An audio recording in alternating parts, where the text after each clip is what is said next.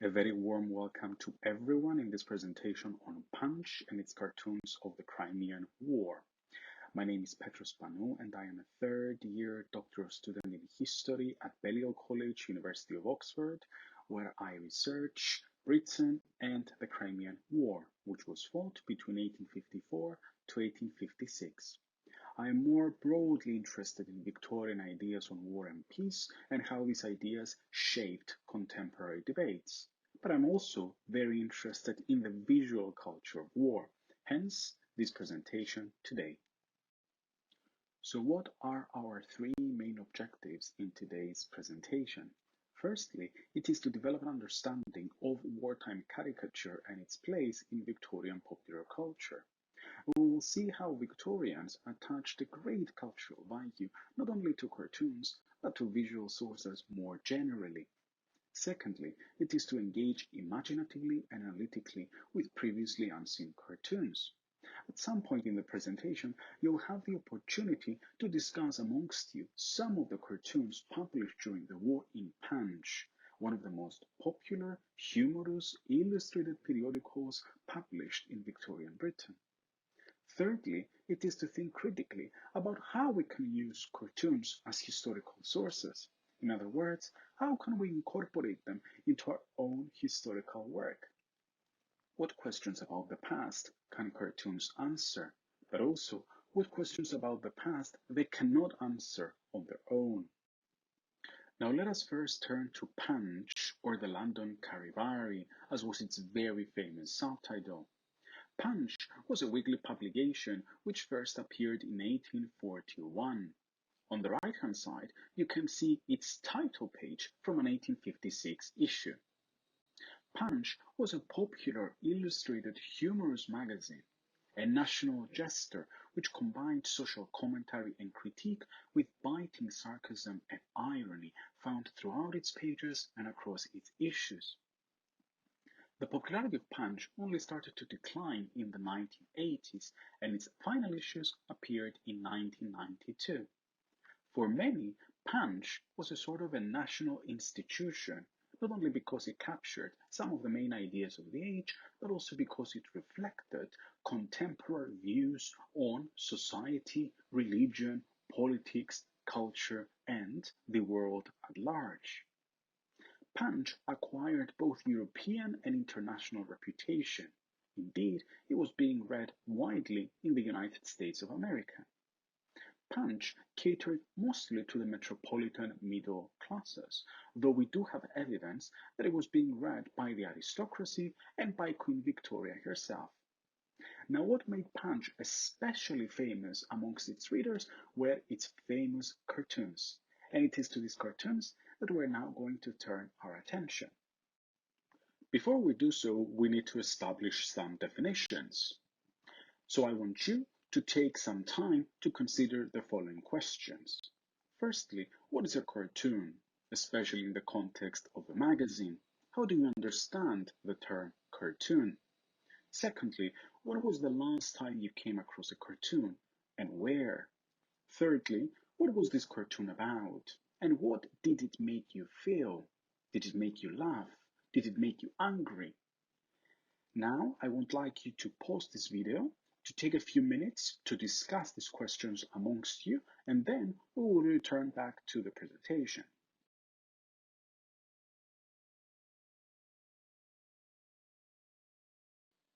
I hope you have had a very interesting and fruitful discussion.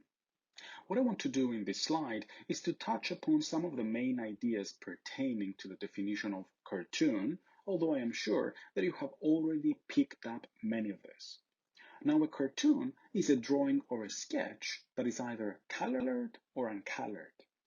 The three defining characteristics of a cartoon are, firstly, its humorous and satirical nature. Secondly, its topicality, in other words, its ability to comment on current events and current affairs. And thirdly, that it becomes a vehicle of social commentary and critique. It is important to stress that contemporaries would have used three other words to describe the drawings we now know as cartoons. Firstly, caricature, secondly, pencilings, and thirdly, cuts. Many of the cartoons in Punch would have been woodcuts, hence the word cuts. On the right-hand side of the slide, you can see an early example of a cartoon from 1802. This is by James Gilray and shows Edward Jenner vaccinating patients in the smallpox and inoculation hospital at St. Pancras, with some of the patients developing features of cows. And this cartoon satirizes some of the main ideas and debates that were taking place at the time. On one hand, we have the importance of science and scientific discoveries in eradicating a deadly disease. And on the other hand, we have some of the fears of the people about this new vaccine. Just to give you one example of a cartoon in Punch, here is a drawing from 1855. It shows a child visiting the Antediluvian, the prehistoric reptiles at Sydenham at Crystal Palace in London. Now, in a very humorous way, the cartoon captures the fear of the young child seeing for the first time the sculptures of these strange animals that we now all know as dinosaurs. You can still visit these sculptures at Sydenham, Crystal Palace in London, because they're being preserved. We have talked a lot about cartoons, but now we need to incorporate into our picture the Crimean War. The Crimean War had a long and complex diplomatic history that need not concern us here. What you need to know very briefly is that the Crimean War was sparked from a dispute between the Russian Empire and the Ottoman Empire, when the Russian Empire, in the summer of 1853, invaded the Danubian principalities of Moldavia and Wallachia, shaded red in the direction of the arrow. These were under the control of the Ottoman Empire. Britain and France sided with the Ottoman Empire and declared war against Russia in March 1854. Some, but not all, of the main battles of the war were fought in the Crimean Peninsula in the Black Sea, again shaded red in the map provided in this slide. One of the most important and well-known events of the war was the capture of the Crimean city of Sevastopol in September 1855 by the Allies. The war came to an end a few months later, and a peace treaty was signed by the belligerent powers in March 1856. The last thing that needs to be mentioned before we move on with activity number 2 is that the Crimean War, at least in the British context, was the first media war. The war saw the first special correspondents sent to the east, to the battlefronts, to record all aspects of the campaign in reports. These reports were then sent back to Britain, and the public was able to read them in the press. The second thing is that the war saw the first special artists that were commissioned by illustrated newspapers, including the hugely popular Illustrated London News, an example of which you can see on the right-hand side of this slide. Now, these artists captured in their sketches all different aspects of the campaign, including, and this is very important, the suffering of the soldiers. I have with me one of the first issues of the Illustrated London News published during the war, just to give you a sense of the scale of the newspaper, as well as some of its very interesting sketches, including one which depicted the officers of the British Army. Now, the third thing that made the Crimean War a media war was that it saw the first war photographers. These went to the east and, using the new medium of visual reportage, photography, they captured the devastating impact of war on people and places. Now, the two things I want you to take away from this slide are, firstly, that people back home were informed on a daily basis about all aspects of the campaign, including the mismanagement of the war and the suffering of the soldiers. The second thing is that there was a huge appetite about visual sources regarding the war. These were in the form of sketches, photographs, and, as we will now see, cartoons. During the war, a large number of cartoons were published in Punch, many of which were large cuts. In other words, they covered a whole page, or half cuts, covering half a page or even less. Many of these cartoons were sketched by John Leech, one of the most famous caricaturists of Punch. Now I would like you to make use of the handout that I circulated together with this presentation to answer the following questions. What do these cartoons show? Did they have a role to play? Secondly, what can we learn about Victorian perceptions of Russia from these cartoons? Were any symbols used to represent Russia? Thirdly, are cartoons useful to the historian on their own? Do we need any other sources in order to gain a more holistic understanding of the subject? Fourthly, how did Victorian readers make use of these cartoons? Did they just have a look at them in the pages of Punch and that was it? Fifthly, what do Punch's serious cartoons tell us about wartime caricature? And here I am introducing a new idea that I would like you to engage with. Because during the war, Punch published a number of cartoons which had a more serious tone rather than its standard humorous one. Why was that? Is there a fine line separating humor in, say, political commentary and humor as applied to war? I would like you to take the time now to have a discussion about the cartoons and these questions before we return back to the presentation.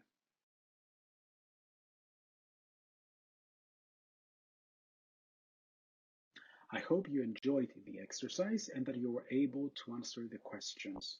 Now let us try to further unpack some of the main themes and ideas of these cartoons.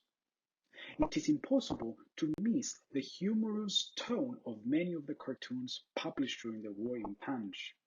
Take a look, for example, at Figure 1. The caption reads, "Scene, a bedroom in Sevastopol, the Russian Crimean city bombarded by the Allies."